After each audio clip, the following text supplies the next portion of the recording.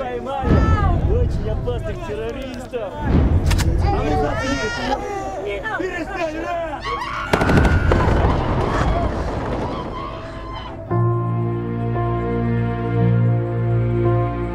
From the beginning, the testimonies have been about absolutely inhuman violence. Whole villages are being destroyed. Whole families are just wiped out.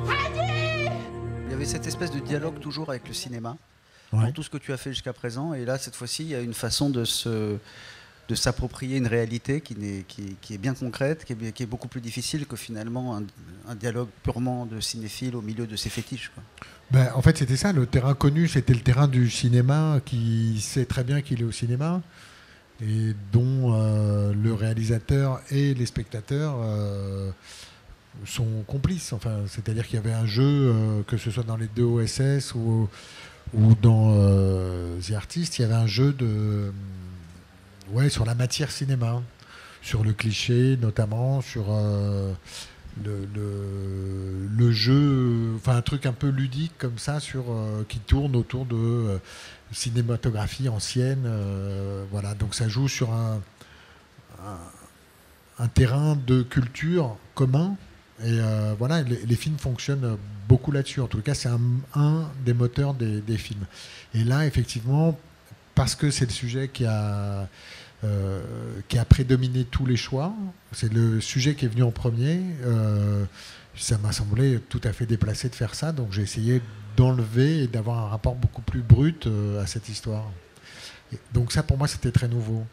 Si en plus on ajoute le fait une dimension historico-politique absolument au premier degré, pas du tout dans l'ironie, l'absence générale d'ironie d'ailleurs, donc le côté sérieux, premier degré, ouais, premier degré brut, et encore une fois un sujet qui à mon avis est un vrai sujet, quoi, c'est-à-dire un sujet qui parle de gens qui ont véritablement existé, qui ont eu des histoires semblables, donc des responsabilités qui sont autres qu'un film avec une promesse beaucoup plus, entre guillemets, esthétisante et beaucoup plus légère que The Artist, ou de comédie pure comme OSS 117.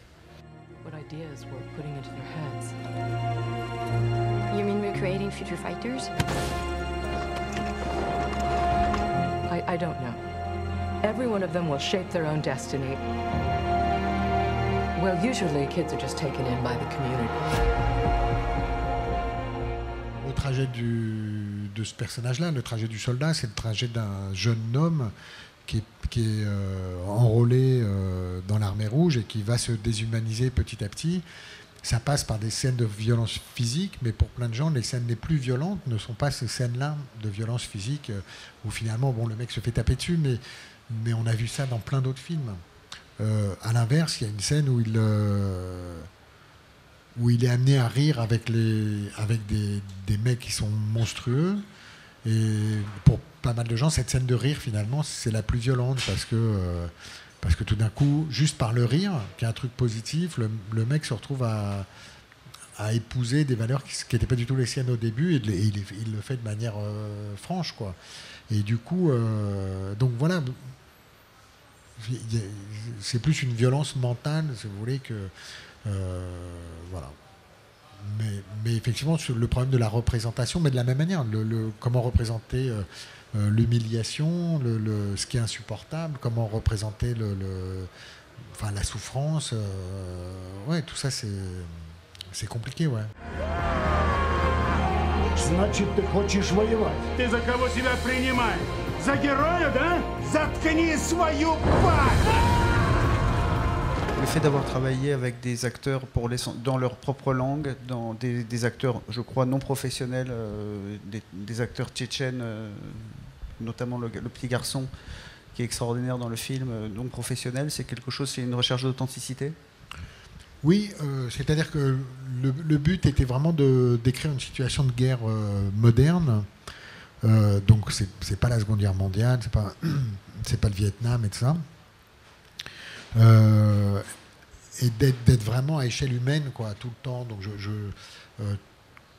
tout est fait pour essayer d'être à l'os, quoi, d'être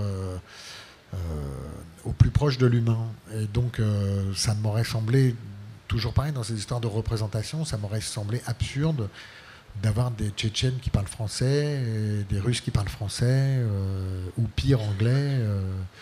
Et voilà, je trouvais que c'est... Parce que la responsabilité, la vraie responsabilité de ce film, c'est de raconter l'histoire des Tchétchènes de leur point de vue.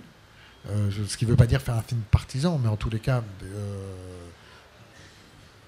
raconter leur histoire, parce qu'eux n'ont pas accès, ne peuvent pas la raconter, tout simplement. Et donc voilà, donc ça m'aurait semblé complètement absurde de dire je vais raconter votre histoire, mais en français.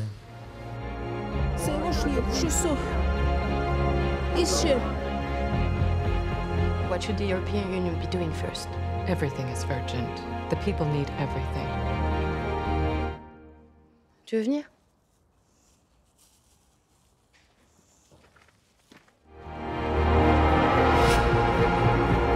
I've had a little boy at my place for the past few days. That's wonderful. Yes, but I'm not sure I can handle it.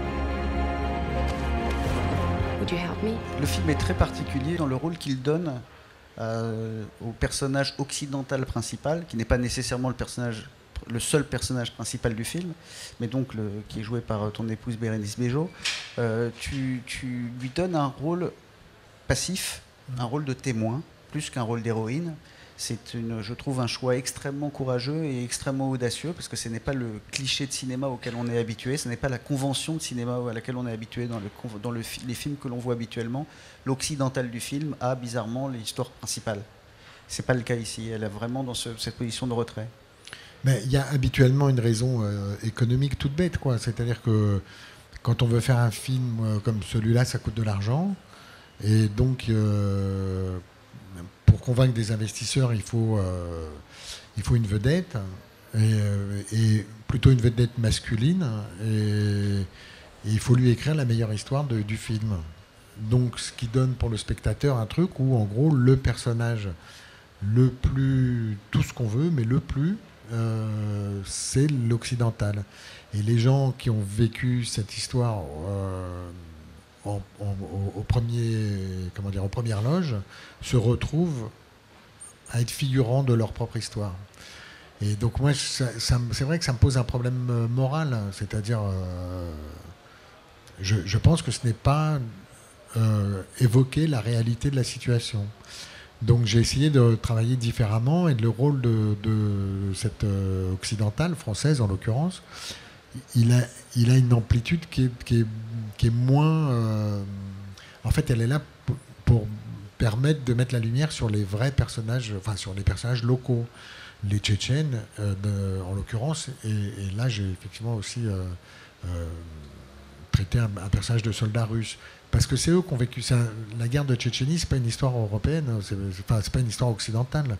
C'est avant tout une histoire tchétchène et russe. Comment traduire en termes de cinéma une responsabilité vis-à-vis de gens, quoi, vis-à-vis d'un peuple. Et donc voilà, encore une fois, c'est un peuple. Ils ont perdu la guerre, donc. En fait, quand on perd la guerre, on la perd deux fois. On la perd une première fois sur le terrain, et une deuxième fois dans les livres, c'est-à-dire vous êtes les méchants en fait. C'est les gagnants qui racontent l'histoire, donc ils vont pas dire qu'ils sont les méchants. Donc c'est toujours les perdants sont toujours les méchants. Alors en ce qui me concerne, dans le cas de quand les Alliés battent les nazis, c'est super, c'est très bien. Enfin, les choses sont moralement dans l'ordre. Et dans le cas de la Tchétchénie, voilà, moi en gros, je ne vais pas rentrer dans un truc d'histoire, machin, mais très rapidement, en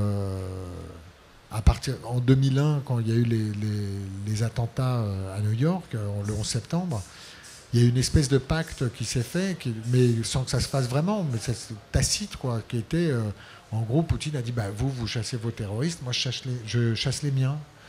Et du coup, ces Tchétchènes sont devenus un peuple terroriste, à peu près accepté par tout le monde, et ils sont tombés dans une espèce de faille de l'histoire, comme ça, ils sont dans un angle mort, et voilà. Et aujourd'hui, pour plein de gens, vous dites Tchétchène, et ils vous répondent terroriste. ce qui est quand même le truc le plus débile du monde, quoi. C'est-à-dire, enfin, je veux dire, il suffit de réfléchir 3 secondes et demie pour se rendre compte qu'un peuple est composé de gens, quoi. Enfin, d'êtres humains.